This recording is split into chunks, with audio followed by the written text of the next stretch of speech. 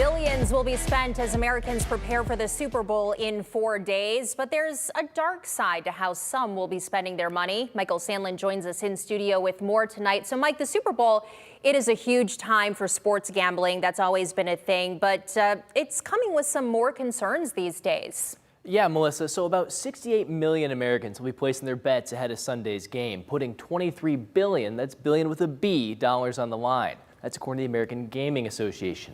Now, it's a risky business venture by its very nature, and gambling addiction experts warn that now that you can place your bet from the comfort of your phone and on your couch, it can be more addictive and harmful than ever.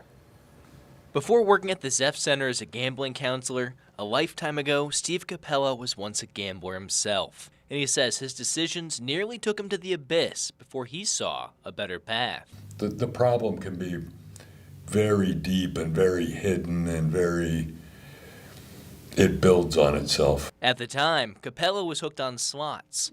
But in the years since he straightened out his life and his finances, he found that people coming into the Zepf Center now are addicted to a new kind of gambling, online sports betting. And I've had people who have lost $60,000 in an afternoon in my office and went home and sat in front of their family knowing that they had just lost the kids' college money and a big chunk of their retirement.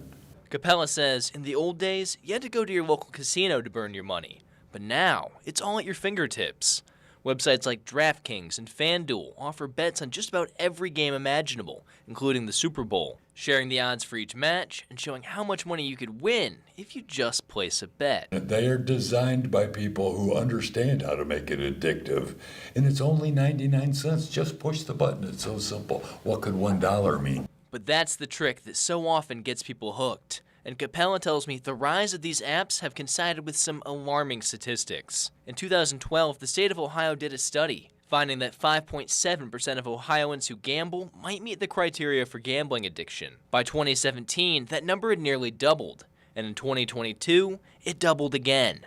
Now, almost 20% of Ohioans who gamble might meet the criteria for gambling addiction. Many people are on the edge. So if you're feeling like putting some money on the game on Sunday, Capella says to watch out for these signs as you place your bets. I think if you're borrowing to gamble, if you're putting money on credit cards, if you're using money that isn't discretionary money, those are some of the signs of problem gambling.